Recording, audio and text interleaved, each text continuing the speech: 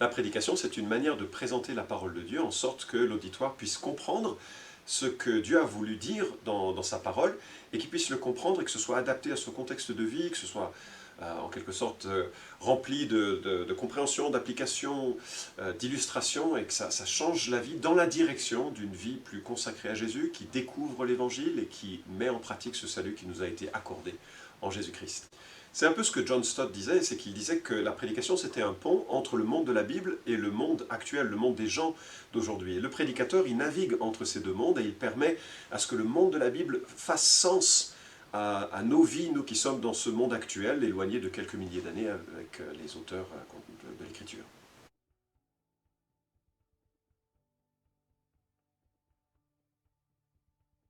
Les deux grands types de prédication, c'est d'un côté la prédication thématique et de l'autre côté la prédication textuelle. Qu'est-ce qu'une prédication thématique? On s'intéresse à un thème, par exemple, si Dieu est bon, pourquoi la souffrance? Ou qu'est-ce que la foi? Ou bien, que dire de la vie de l'apôtre Paul? Et puis on a ce thème, et on essaie de trouver dans la Bible les éléments qui le développent. Donc c'est le thème qui est maître de la prédication, et c'est l'auteur de la prédication, enfin le prédicateur qui va chercher à droite et à gauche dans les Écritures de quoi meubler sa prédication. Là je le dis de façon un petit peu grossière, c'est caricatural, c'est très rapide, mais c'est un peu l'idée, c'est que c'est le thème qui domine l'ensemble de la prédication. Après il y a l'autre modèle en quelque sorte qui est la prédication d'un texte, ou la prédication textuelle, et l'idée c'est que c'est le texte qui domine le message, un texte, c'est ça un peu la grande idée de la prédication textuelle. Je vais laisser ce texte m'imposer son thème, son développement, et je vais associer à son exposé tous les éléments d'application, d'illustration, de compréhension, d'explication, enfin tout ce qui fait que le texte devient vivant et m'éclaire sur l'intention de l'auteur et la manière dont cette intention va changer la vie. Donc deux catégories. Textuel, c'est simplement qui se réfère au texte, mais il faut vraiment le concevoir comme qui dirige. Dans une prédication thématique, c'est le thème qui dirige. Dans une prédication textuelle, c'est le texte, un texte principal qui dirige. Maintenant, quels sont les avantages et les inconvénients de chacune de ces méthodes? Je crois qu'il faut réaliser, il ne faut pas être dogmatique pour dire que l'une est une nécessité absolue. La Bible ne présente pas la réponse à cette question de cette manière. Mais ce que j'observe, c'est que quand on fait du thématique, il est très difficile de faire du bon thématique. Parce que c'est très difficile de pondérer les contributions de différents textes, en sorte que l'on puisse dire « j'ai traité ce thème ». Et très souvent, le prédicateur, qui est limité dans son intelligence, dans sa compréhension, dans sa connaissance de l'écriture, va reprendre les grands textes qu'il connaît, et les associations qu'il fait sur ce thème sont parfois arbitraires. Et puis, notons également que, comme nous sommes tous très occupés, on n'a pas le temps de se donner la discipline d'étudier en profondeur chaque texte, ben finalement, un prédicateur thématique risque de revenir constamment sur ses dadas et de reparler constamment des mêmes textes ou des mêmes thèmes parce que ce sont les seuls qu'il connaît. Ceci dit, ça peut être totalement approprié dans un contexte notamment d'évangélisation et dans un contexte où on cherche à faire émerger des applications parce que on va vite voir en quoi certains textes peuvent s'associer pour nous donner des idées de vivre la vie chrétienne. Après tout, le livre des Actes contient des prédications qui sont thématiques finalement, même si, bien entendu, les auteurs de ces prédications, c'était quand même les apôtres, et nous ne sommes pas des apôtres. Donc je remarque quelques inconvénients, et puis aussi quelques forces de la prédication thématique. Maintenant, l'avantage de la prédication textuelle, c'est que je vais laisser mon imagination se soumettre à la Bible, et j'ai besoin de cela. D'abord, j'ai besoin moi-même, en tant que prédicateur, de laisser la Bible m'instruire. Ce n'est pas à moi de venir sur la Bible avec mes présupposés, c'est à la Bible de m'instruire, et c'est à moi de réaliser comment cet enseignement qui nous est donné peut changer la vie. Et la Bible ne nous est pas parvenue sous forme d'un dictionnaire, par exemple sur la vie de Paul, ou bien sur la foi, sur l'amour, ou bien sur des questions du style « si Dieu est bon, qu'est-ce que la souffrance, hein, pourquoi la souffrance ?» La Bible nous est venue au travers de récits, de lettres, d'ensemble qui étaient à lire et à comprendre du début jusqu'à la fin. Et donc la forme même de l'écriture, à part Proverbes, peut-être à partir du chapitre 8, et encore ça pourrait se débattre, à part Proverbes 8 à 30, la forme même de la Bible se veut textuelle. Et moi je trouve que c'est tellement libérateur, et notamment de faire du textuel suivi, c'est de laisser la pensée de Dieu s'imposer à nous, s'imposer à une Église, et nous faire balayer des richesses insoupçonnées, parce que lorsqu'on se pose la question de la prédication par un thème, on est souvent limité à sa propre imagination des repérages de thèmes, et lorsque l'on laisse le texte parler, on découvre une multitude de thèmes que l'on n'aurait jamais osé aborder en Église et qui vont nous instruire aussi et nous donner une plus grande compréhension de la richesse, de la profondeur, la largeur de l'enseignement de la parole de Dieu. Dernière remarque, lorsque l'on est un fan des prédications thématiques, il y a une autre manière, à mon sens intelligente, de faire du thématique, c'est en entendant le besoin d'un thème, qu'on traite un thème, de réfléchir où dans la Bible peut-on trouver un texte qui soit très dense en informations sur cette question. Et à partir du moment où on a identifié ce texte, alors je ne sais pas moi, si on veut parler du pardon réciproque, on peut imaginer la parabole du serviteur impitoyable en Matthieu chapitre 18, ou bien on peut parler de la fin de Romains 12, je ne sais pas, c'est très spontané ce que je dis ici, mais c'est de dire on va identifier le texte qui en parle le mieux, et ensuite on laisse ce texte s'imposer à nous en tant que prédicateurs, et s'imposer à l'Église en tant que pensée de Dieu. Et là, on est encore au service d'une écriture inspirée par le Saint-Esprit. On n'est pas celui qui choisit un peu arbitrairement, un peu facilement, des versets parfois tirés loin de leur contexte, et au contraire, on se soumet à ce que l'Écriture dit. Alors bien sûr, moi je suis un fan de la prédication textuelle, où on laisse le texte s'imposer à nous, pour la plus grande bénédiction, je crois, de l'Église. La prédication textuelle suivie, c'est lorsque le prédicateur s'impose de couvrir une large section de l'Écriture. Parfois un livre entier, parfois plusieurs chapitres, par exemple, dans les livres qui sont peut-être plus imposants.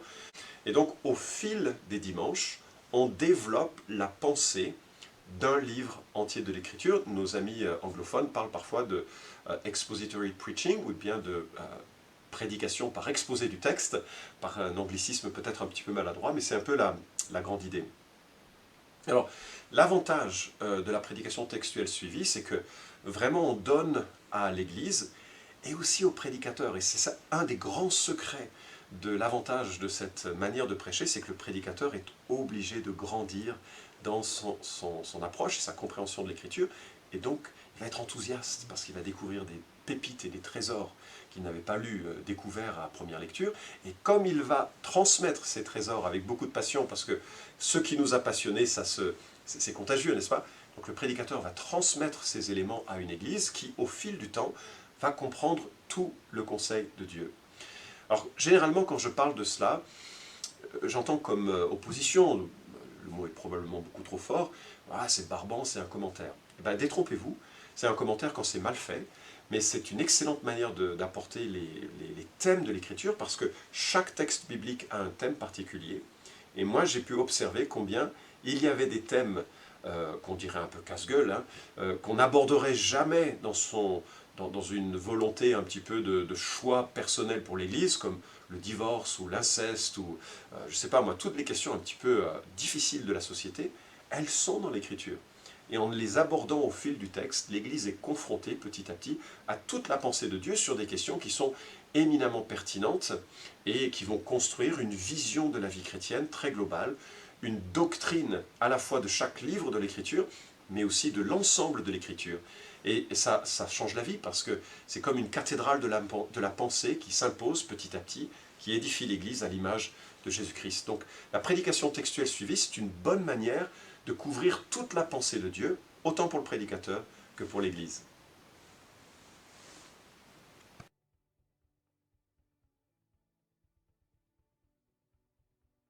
Il existe plusieurs manières de préparer une prédication. Chaque auteur propose sa pratique et c'est une bonne chose. Il n'y a pas de manière qui est parfaite, on tâtonne. Hein. Mais dans le livre Le Manuel du prédicateur, je propose avec mon collègue Philippe Viguier une méthode en 7 étapes qui va du texte à la proclamation du message. Alors, la première étape, ça consiste à sélectionner le texte. Ce n'est pas toujours évident de savoir où coupé pour avoir une taille appropriée, hein. Et puis on peut tout à fait prêcher à partir d'un verset, c'est plus compliqué. On peut aussi prêcher à partir d'un chapitre entier, voire d'un livre entier de la Bible. Bien entendu, c'est plus compliqué, ça exige une capacité de synthèse. Tous les prédicateurs ne sont pas capables de le faire correctement, donc c'est voir dans quel état on est dans sa propre croissance et développement et appropriation de la technique. La deuxième étape, c'est le socle fondamental de la prédication, c'est la compréhension. Donc, premièrement, sélection, deuxièmement, compréhension. Il s'agit de comprendre ce que Dieu a voulu dire dans le texte qu'il a inspiré pour les lecteurs initiaux auxquels il était destiné. Et donc ça, cette démarche, c'est la démarche herméneutique, hein, elle peut faire passer par différentes méthodes, comme COCA par exemple, hein, c'est une méthode assez simple, avec contexte, observation, compréhension, application. Il y a plein d'autres méthodes. On vous propose dans le livre une méthode avec un certain nombre de filtres, où on va s'imposer la discipline à la fois d'observer le texte, de l'analyser et de réaliser une synthèse, qui va devenir un peu la colonne vertébrale de la suite de l'étude. La troisième étape que je propose dans ce livre, c'est de regarder aux éléments rédempteurs, c'est la rédemption. Pourquoi? Parce que jamais un texte de l'Écriture ne peut être compris en dehors du grand message de la rédemption.